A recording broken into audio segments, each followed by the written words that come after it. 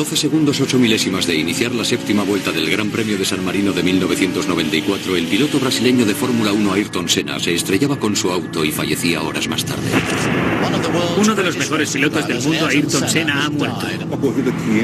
Esta carrera pasará a la historia como una pesadilla. Los médicos no pudieron hacer nada por salvarle la vida. Esta noche el mundo de las carreras estaba conmocionado. ¿Por qué Senna, un triple campeón mundial, repentinamente daba un viraje y se salía de la pista? Este programa utilizará la información del ordenador del monoplaza de Senna para resolver el misterio, analizando paso a paso los 12,8 segundos que cambiaron el mundo del deporte del motor para siempre.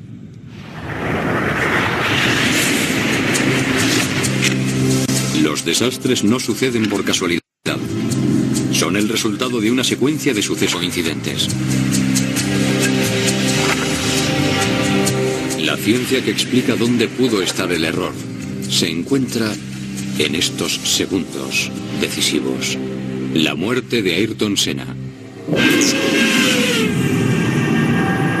Esta es una reconstrucción de la vista frontal desde el vehículo de Senna al aproximarse a esta última curva a casi 320 km por hora. Pero para llegar a comprender lo que sucedió, tendremos que retrasar el reloj y empezar en el principio de la séptima vuelta. La última de la corta pero brillante vida de Ayrton Senna. Las carreras de coches, la alta competición, es la actividad, quitando la guerra, que más esfuerzo exige por parte de sus participantes, y Ayrton Senna era uno de los mejores profesionales de este campo. Eso es lo que perdimos en Tamburello. Muy pocas personas me conocen.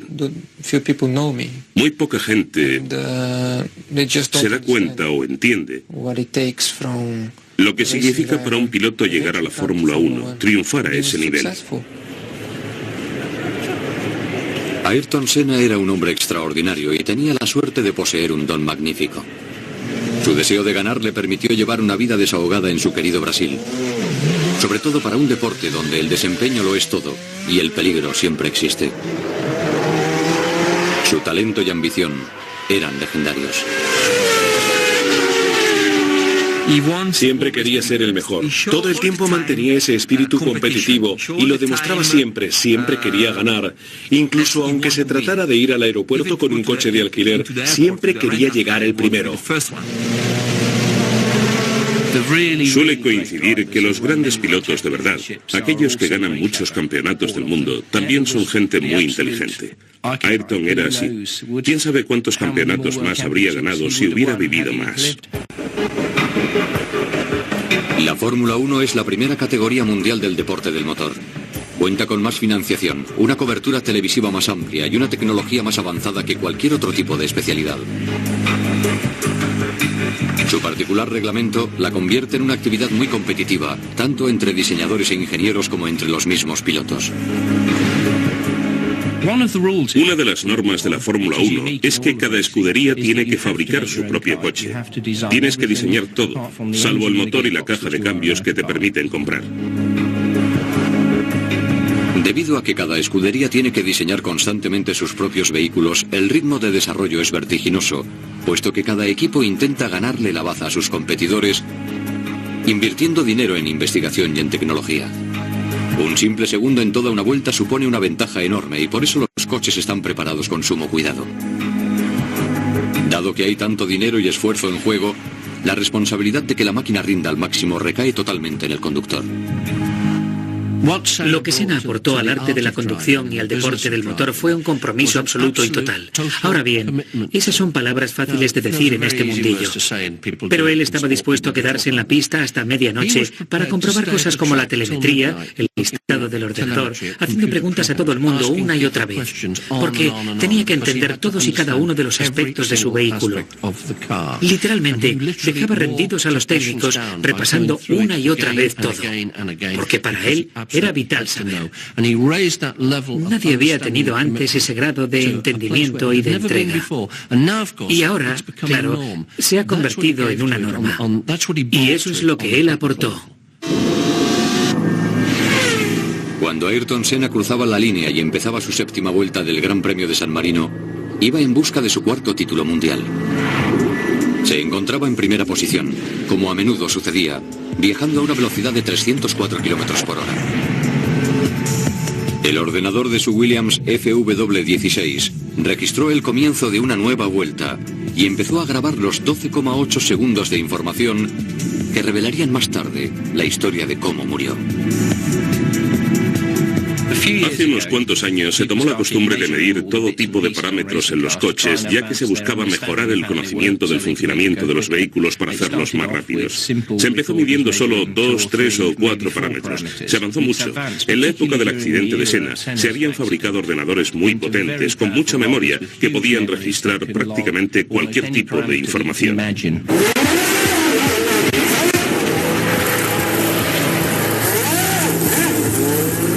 El objetivo de registrar tanta información variada era fabricar coches más rápidos. Con ello también se obtenían datos vitales para esclarecer las causas de un accidente, al igual que las cajas negras de los aviones.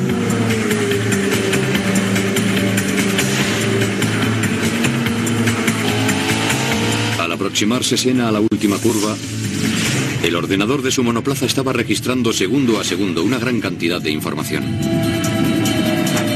A los 9,1 segundos de iniciar la séptima vuelta, Senna había pisado el acelerador hasta el fondo. Tenía algo que probar. Senna estaba pasando una crisis.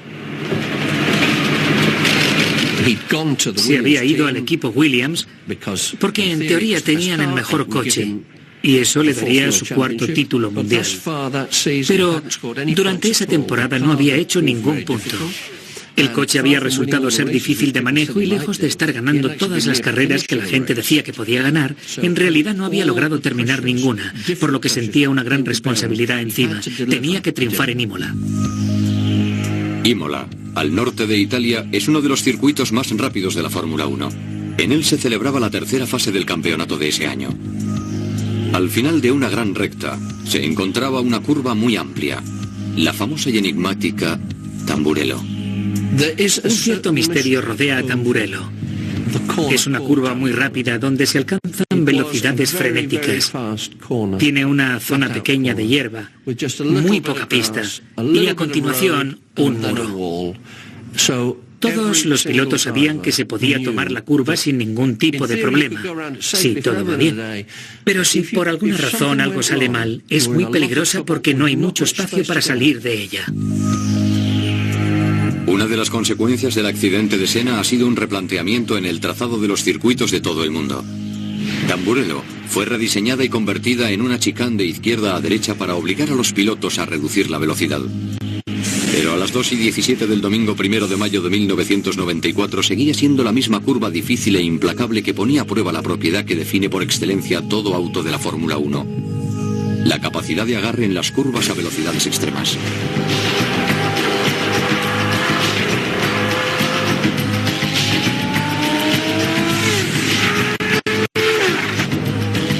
Esta asombrosa cualidad surge prácticamente como por arte de magia, ya que el diseño de un Fórmula 1 está regido por las leyes de la aerodinámica.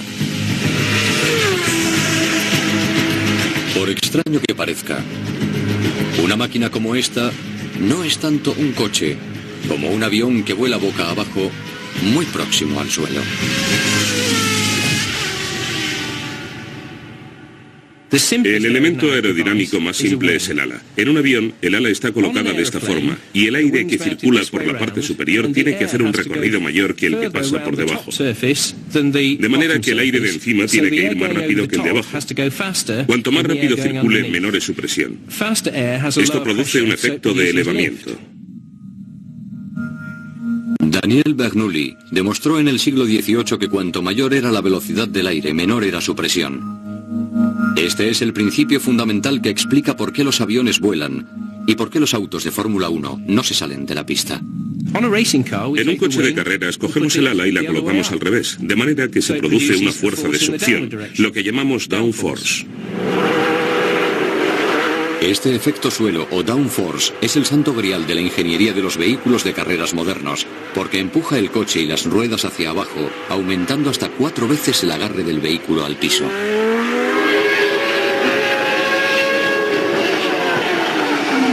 Cuando un coche entra en una curva, la tendencia es a seguir recto. Es una ley natural de la física y la única fuerza que impide que el coche salga volando de la pista es el agarre de los neumáticos al piso. Un auto que tuviera 4 veces que batea fuera y 4 veces el mismo efecto suelo. Esta fuerza de succión es la que le permite a un Fórmula 1 tomar una curva como Tamburello a una velocidad vertiginosa, con el motor a casi 14.000 revoluciones por minuto, a unos 320 km por hora. 11,2 segundos después del inicio de la 7ª vuelta, el vehículo se pega al asfalto con una fuerza de succión equivalente a casi 4 veces su peso, generándose un poder de agarre al piso enorme. Igual que la fuerza de la gravedad que siente el piloto de un caza al hacer un giro. Senna sintió esa misma fuerza sobre él. Los sensores del monoplaza indicaban una fuerza de gravedad de 3.62. Si algo fallaba en ese momento, el coche saldría literalmente volando de la pista. En ese preciso momento, a 1,6 segundos antes del impacto, algo falló. La estrella de la Fórmula 1, Michele Alboreto, que falleció en un accidente después de filmar esta entrevista, creía conocer la causa del accidente de Senna. Es una curva muy peligrosa porque si tienes un fallo mecánico, el muro está muy cerca de la zona rápida de la curva. Hablo con conocimiento de causa, porque yo tuve el mismo accidente que Senna, en el mismo sitio, y sé que se puede salir de la curva sin problemas, salvo que tengas un fallo mecánico. Si la causa hubiera sido un fallo mecánico, entonces la responsabilidad por la muerte de uno de los grandes pilotos del automovilismo habría recaído en su escudería. Esta posibilidad conmocionó al mundo de la Fórmula 1. Cuando Ayrton Senna falleció en 1994 durante el Gran Premio de San Marino en el norte de Italia, este deporte multimillonario nunca volvería a ser el mismo. Fue un momento decisivo para el deporte del motor. Me refiero en cuestiones de seguridad. Antes del accidente se daba por sentado que la Fórmula 1 era una actividad peligrosa. El peligro era parte del glamour del deporte. Pero con la pérdida de su superestrella, todo esto cambió. La noticia tuvo grandes repercusiones. Afectó a todas y cada una de las personas que se dedicaban a la Fórmula 1. Tuvo un gran efecto, en concreto, sobre las escuderías en sí, porque si se podía producir un fallo mecánico con semejantes consecuencias, se hacía imperioso determinar sus causas, porque nadie quería que les pasara a ellos también. Era inconcebible que la gente se dejara la vida en un muro. ¿Qué sucedió a 1,6 segundos del impacto? ¿Por qué el mejor conductor del mundo tuvo un accidente tan terriblemente inesperado?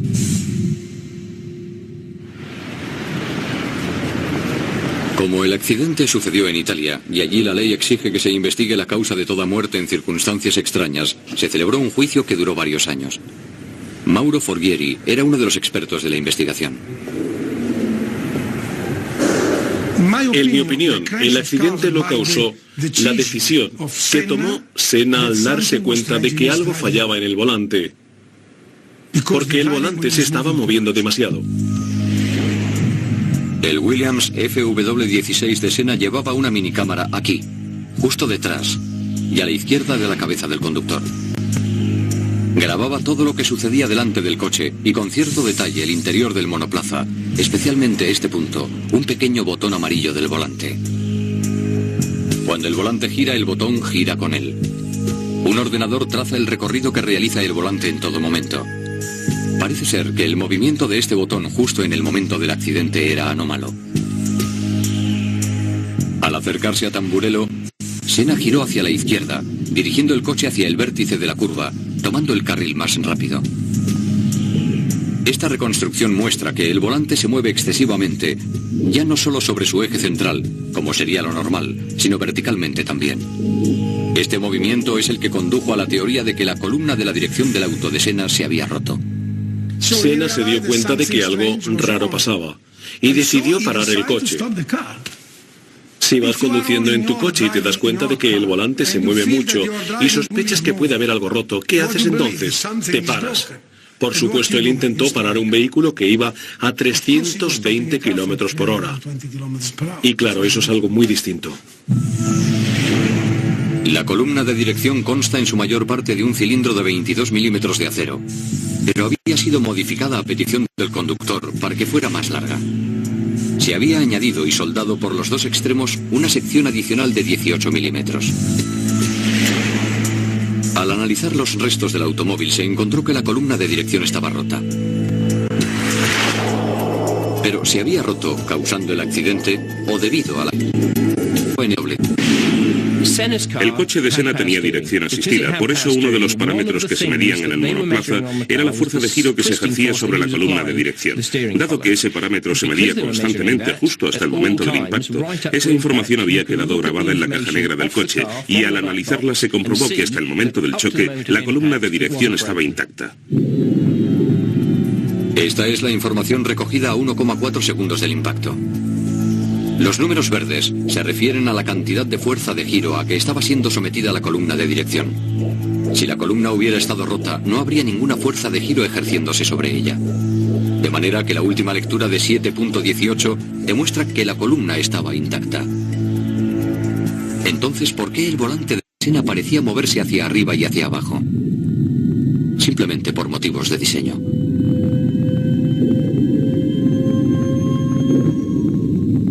Estas secuencias inéditas muestran la amplitud de movimiento vertical que posee el volante de un Williams Fórmula 1 idéntico al de Senna. El esfuerzo necesario para desviar así el volante es considerable. Pero no debemos olvidar que el conductor está sometido a una fuerza de succión 3 veces superior a la de la gravedad, y como no hay otra cosa salvo el volante para aguantar el peso de los brazos del conductor, el diseño del auto está pensado así para permitir semejante movimiento. Entonces, si la columna de dirección no se rompió, ¿qué otra cosa pudo haber causado el accidente de Senna? La cruel ironía es que en la búsqueda incansable para mejorar el desempeño de los autos en las curvas por medio de la aerodinámica, se había puesto en peligro la estabilidad de los vehículos. El reglamento en vigor en la época del accidente de Senna establecía que los coches debían correr pegados al piso. Y hablamos de una distancia así del suelo, no de varios centímetros como sucede con los coches normales, hablamos de milímetros. La razón de establecer una distancia tan pequeña entre el chasis y el piso se debía una vez más al principio básico de la física de que el aire que viaja a gran velocidad crea zonas de bajas presiones. El ingeniero quiere obtener la máxima velocidad posible del aire que pasa por debajo del vehículo, dado que esto genera una zona de bajas presiones que hace que el coche se pegue al suelo. Cuanto más rápido viaje el aire por debajo del auto, menor será su presión, justo como establece el principio de Bernoulli. La manera de hacer que un vehículo sea más veloz es reducir la altura del chasis al suelo, puesto que cuanto más pequeño sea el hueco entre el auto y el piso, más rápidamente tendrá que pasar el aire por debajo. Un coche muy bajo implica un efecto suelo muy grande.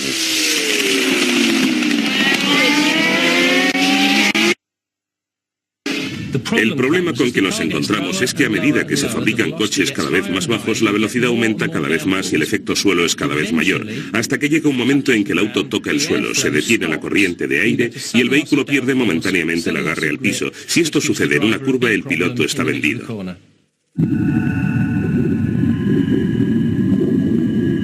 La clave para hacer un buen tiempo en una vuelta en la época de Senna era saber equilibrar una serie de maniobras técnicas. La recompensa de lograrlo, hablando en términos automovilísticos, era muy grande.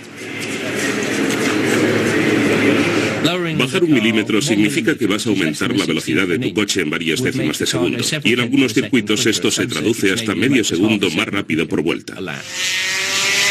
De manera que todas las escuderías ponían sus coches a punto hasta el límite. Los hacían tan bajos como fuera posible. Pero si sucedía algo que hiciera descender la altura del auto por debajo de un punto crítico, el piloto podía correr grave peligro. Exactamente a 11.0 segundos del inicio de la séptima vuelta de Senna, algo había producido esa reducción en la altura del Williams de Senna. Los televidentes pudieron ver cómo saltaban chispas del auto de Senna, lo que indicaba que el coche estaba tocando el suelo en medio de una de las curvas más rápidas de la Fórmula 1. ¿Cuál era la causa de que el vehículo de Senna estuviera rozando el piso ese día de 1994? En el caso del accidente de Senna, justo al principio de la carrera se había producido un accidente múltiple, así que se decidió que los autos corrieran detrás del coche de seguridad.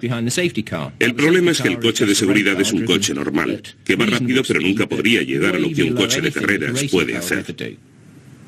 La carrera de Imola era solo la segunda vez que se utilizaba un coche de seguridad en una pista seca durante una competición de Fórmula 1, y el resultado fue un caos total, ya que los autos tuvieron que circular lentísimos detrás de él. Los neumáticos que en una situación normal se habrían calentado se enfriaron y se contrayeron. Al contraerse provocaron que la altura del vehículo cayera por debajo del límite de seguridad. En condiciones normales, en las zonas del piso donde hubiera abombamientos, el coche tocaría ligeramente el suelo.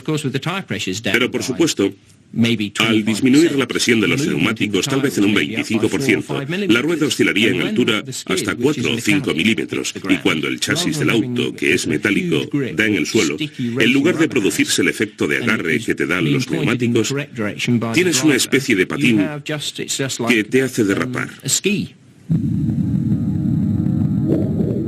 No solo se había suprimido gran parte del efecto suero al impedir el paso de la corriente de aire debajo del vehículo, ahora este descansaba, durante una milésima de segundo, en el metal del chasis. De repente, el monoplaza de Senna perdió el agarre al piso al tomar la curva.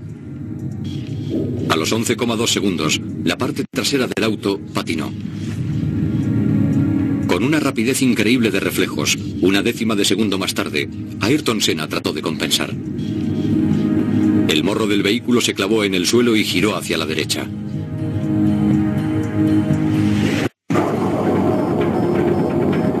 Los datos del ordenador mostraban que Senna había pisado el freno a fondo. El coche intentaba detenerse lo más rápidamente posible, pero a Ayrton Senna se le acabó la pista.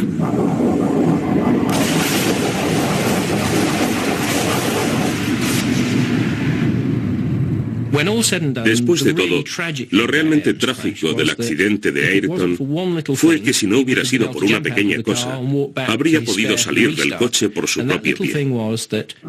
Pero al estrellarse contra el muro, la rueda delantera quedó atrapada entre este y el chasis al hundirse la suspensión. Y mientras el coche patinaba rozando el muro, la rueda salió disparada a presión y le golpeó en la cabeza. Si no hubiera sido por eso, habría salido ileso. Senna murió justo 4 horas después en el hospital. Al llegar a su Brasil natal, recibió un entierro con todos los honores, como el héroe nacional que era. Multitud de admiradores acudieron a rendir y el país declaró 3 días de luto oficial. La lección aprendida del accidente cambió el deporte del motor profundamente. Sin lugar a dudas, esto ha contribuido a salvar muchas vidas desde entonces. Tal vez esto sea un digno legado para un gran hombre.